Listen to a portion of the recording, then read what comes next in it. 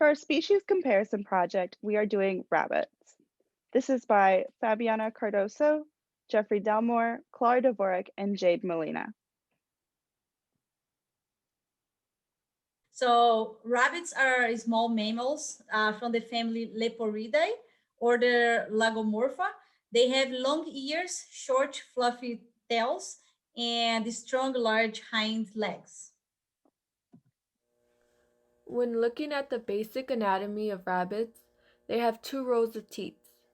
There is a total of 8 teeth with 4 on each side. The teeth are found from the neck area to the pubic area.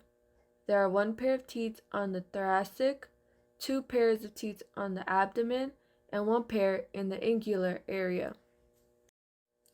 Rabbits have a very similar mammary anatomy to humans. This is seen in the similarities in the overlapping ductal systems.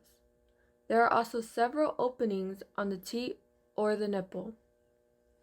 In the third image, you can see how the blue saline solution was used to show the mammary ductal tree in a rabbit and how it looks similar to the first image of a human's mammary structure. Rabbits have distinct glands united by fibrous tissue that form their nipples. Rabbit mammary glands have a terminal duct lobular unit structure, also called lobules, that are epithelial structures that produce milk in the breast during lactation. Each of a rabbit's mammae have about 6 to 7 ductal systems. Compared to other animals, rabbits have large reservoirs that hold large amounts of milk. So now we are going to talk about the characteristics of gestation and lactation. So the rabbits, they reproduce faster than other species. For example, dairy cows. So their reproductive cycle is super short, is around 29 to 35 days. They normally have a large number of kittens. Most medium to large sized female rabbits, they have around 8 to 10 nipples, and many give birth to 12 or more young. So on average, a female rabbit becomes sexually mature at 3 to 8 months of age and can conceive at any time of the year for the duration of her life.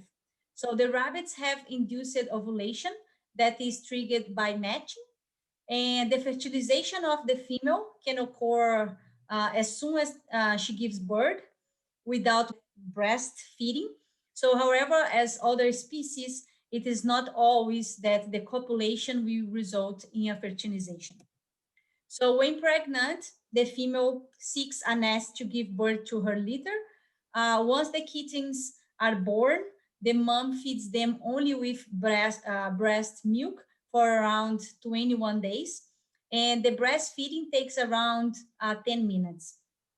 So as you can see in the picture, the mom sits on top of her kittens, which turning on their backs attach themselves to her teats. So after 6 weeks, they are totally independent of the mom and they can eat solid food. That is the same food provided to the mom. And also, as other species during lactation, we need to provide fresh, healthy, and a balanced diet to the mom in order to produce higher amounts of milk with higher quality. So before we can understand the gross contents of rabbit's milk, I think it's important to realize some of the unique characteristics. For example, rabbit's milk has a very limited amount of lactose. This is purely because, like most other or some other animals, that is, they're lactose intolerant. This means that they can't utilize lactase to digest the lactose. This milk has an extremely high amount of short chain fatty acids, and its antibacterial effects in the gut is therefore greatly increased. High amount of short fatty acids is the major energy source for a lot of colon cells, thus meaning this antibacterial effect is greatly increased. The most important aspect, however, is the protein content, which is 3 to 4 times that of a cow's. Lactose, however, is only 1/4 of that of most other animals, and the fat, ash, and mineral levels are extremely high compared with other livestock, with about 14 to 20% of that being more solid in the milk. So if we look here on this table, I want you to focus on a few key differences here. This shows differences between rabbit does, cows, and sows. For instance, I want you to look at some of the main figures, which are dry matter percentages, protein, fat, lactose, energy, and total short fatty acids. For example, rabbit does have a much higher dry matter percentage than cows and sows both do, as well as protein and fat. However, the difference is in lactose, there's much less of that in the rabbit does milk. And then, of course, a little lower on the chart, you can see the short fatty acid chains at around 70%, which is much higher than those of the cows and sows again.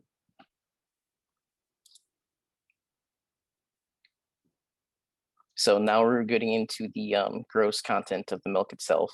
And I want to reference Coates' experiment, which took place in 1964.